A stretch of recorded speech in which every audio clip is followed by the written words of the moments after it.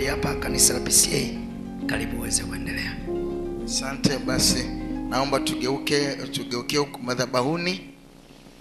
Wale walioteuliwa kuwa wazee wa kanisa niwapongeze sana, lakini leo sitawaweka wakfu kwa ajili ya kazi hiyo. Kutakuwa na siku maalum baada ya kupita kwenye baraza la wazee, na then tutapanga siku maalum ambayo tutacelebrate kwa ajili ya tendo hilo. Jina la Bwana libarikiwe. Lakini kabla sijaweka wakfu viongozi wote, mashemasi, viongozi wa vikundi, nataka nisome neno hili katika kitabu cha Waefeso sura ya 4.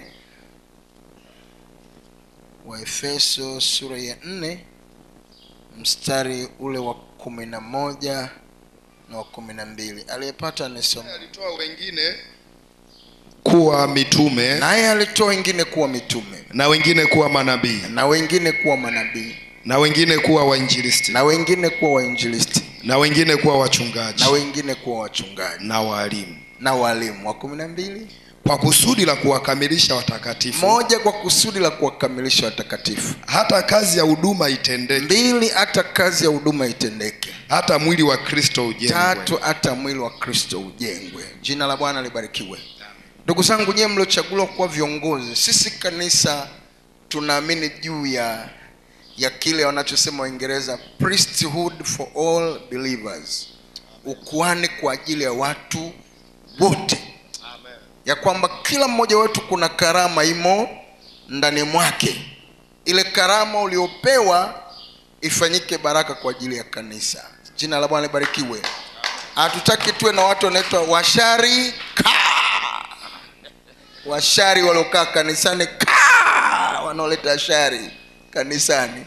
Hatutaki washari, tunataka watumishi. Haleluya.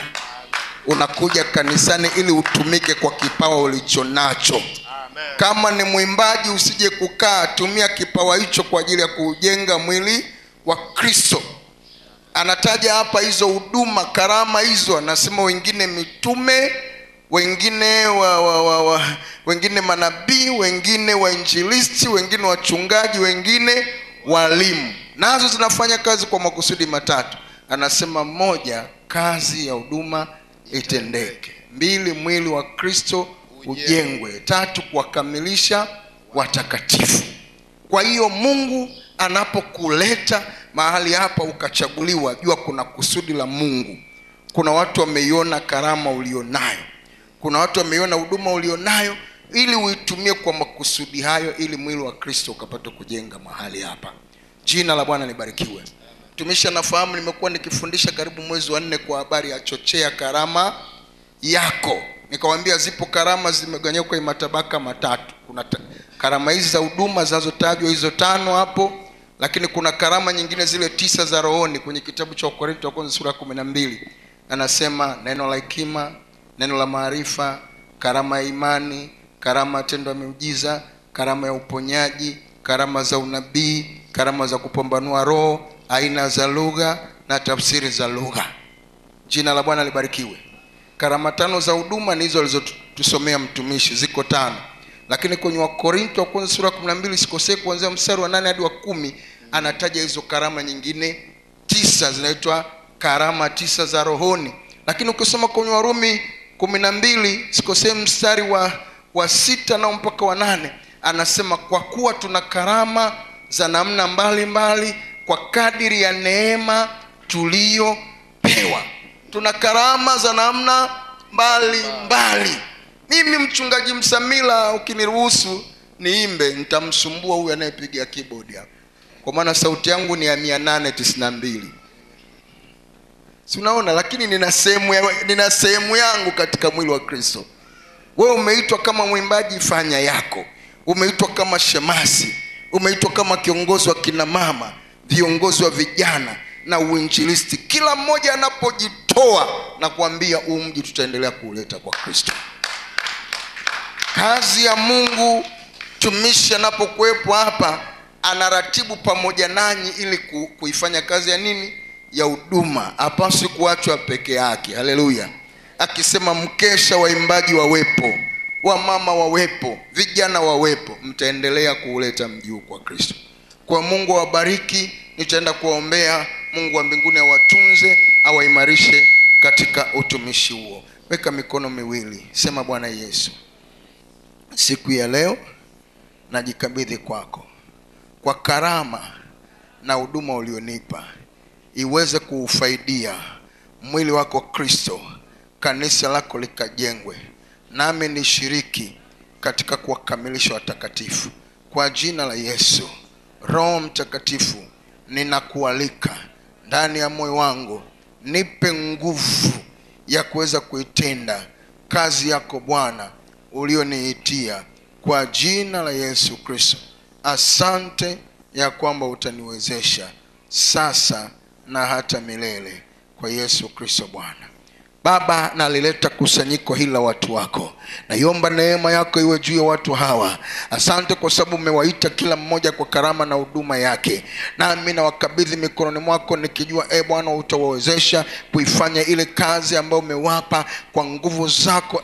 Bwana utawawezesha. Uliwaita upande wa vijana, uliwaita upande wa wamama, uliwaita upande wa mashemasi, uliwaita upande wa uimbaji, uliwaita katika maeneo yote. Bwana wawezeshe na nguvu zako. Wanapotumika Bwana, acha upako wa nguvu zako Roho Mtakatifu ukaambatane pamoja nao. Wanapotumika wasitumike tu kidini, wanapotumika bali ionekane kuna kitu cha kiungu kinachoachiliwa kupitia huduma ya maongozi ambao umewapa, katika jina la Yesu. Na mimi nawabariki kwa neema na uweza na mamlaka ulionipa ndani yako Kristo, na wabariki, utembee nao katika jina la Yesu. Mungu akuwezeshe kwa nguvu zake kuifanya kazi aliyokuitia. Mungu akuwezeshe kwa nguvu zake kuifanya kazi aliyokuitia. Mungu akuwezeshe kwa nguvu zake kuifanya kazi aliyokuitia. Mungu akuwezeshe kwa nguvu zake kuifanya kazi aliyokuitia. Mungu akuwezeshe kwa nguvu zake kuifanya kazi aliyokuitia. Mungu akuwezeshe kwa nguvu zake kuifanya kazi aliyokuitia. Mungu akuwezeshe kwa nguvu zake kuifanya kazi aliyokuitia. Mungu akuwezeshe kwa nguvu zake kuifanya kazi aliyokuitia. Mungu akuwezeshe kwa nguvu zake kuifanya kazi aliyokuitia. Mungu akuwezeshe kwa nguvu zake kuifanya kazi aliyokuitia. Mungu akuwezeshe kwa nguvu zake kuifanya kazi aliyokuitia. Mungu akuwezeshe kwa nguvu zake kuifanya kazi aliyokuitia. Mungu akuwezeshe kwa nguvu zake kuifanya kazi aliyokuitia. Mungu akuwezeshe kwa nguvu zake kuifanya kazi aliyokuitia, katika jina la Yesu Kristo. Mungu akuwezeshe kwa nguvu zake kuifanya kazi aliyokuitia. Mungu akuwezeshe kwa nguvu zake kuifanya kazi aliyokuitia. Mungu akuwezeshe kwa nguvu zake kuifanya kazi aliyokuitia. Mungu akuwezeshe kwa nguvu zake kuifanya kazi aliyokuitia.